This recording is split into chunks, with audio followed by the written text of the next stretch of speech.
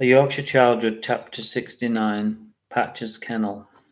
It wasn't good to eat the same things all the time, he admitted. Even he was getting bored with it. He served the pasta. It was hot and delicious, the perfect warming food.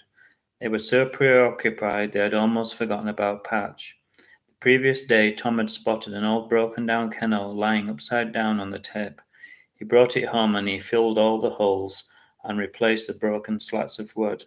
He had placed a filthy bit of carpet and replaced it with a lovely thick rug. It looked so warm and cosy that he could have slept in it. Patch seemed delighted when he had seen it and bounded inside. He placed the round silver bowl inside and filled it with dog biscuits, which clanged invitingly. They put on their raincoats and went to check on Patch. Tom secretly hoped that he'd filled the holes successfully and that Patch wasn't floating in the kennel like a plastic toy. Thankfully, Patch was laid down listening to the rain on his roof. None of it was getting in, and Tom led Patch back into the house, and the wood was burning bright, and he snuggled down beside it. Tom and Josh finished off the pasta and turned on the TV. They were both ready to relax. It had been a tiring day. After a few hours, Tom fell asleep, and Josh quietly turned off the TV and crept up to bed. The next morning, Tom left a note saying that he had taken Patch for a walk, and Josh had cereal for a change and wondered what to do with his day. It was Sunday, the final day of the school holidays. The sun had come out, maybe for the last time.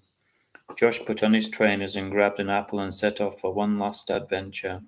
Once again he got to the crossroads. Left or right, he pondered, and he chose right and carried on down the lane for a few miles until he came to the village. He threw his apple core into the hedgerows, and it wasn't litter, it was a treat for the first animal that found it. He brought a can of Coca-Cola from the corner shop and drank it, swirling it round his gums as it bubbled and frothed with a metallic taste. It was more like acid than a refreshment, he thought, and he wondered why it was so popular. Next time he would stick to water. He carried on for another mile just to see where he'd end up. He passed grand houses and picturesque cottages. This must be where the rich people live, he thought. The streets were deserted and he could hear laughing and shouting, so he decided to investigate. He was surprised to see people in bathing costumes lounging around with towels around their waists. It was an outdoor swimming pool. The sunshine sparkled on the water invitingly. His shirt was drenched in sweat, and although he had no trunks, he thought he could get away with his boxer shorts. Josh slowly lowered himself into the water, and he hoped that it wasn't icy cold. To his relief, the water was warm. He immediately started swimming to the other side.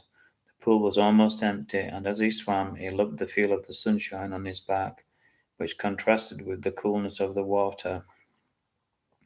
A girl swam towards him. She was about the same age as him, and she had long blonde hair, and he thought she looked pretty in an Alice in Wonderland kind of way.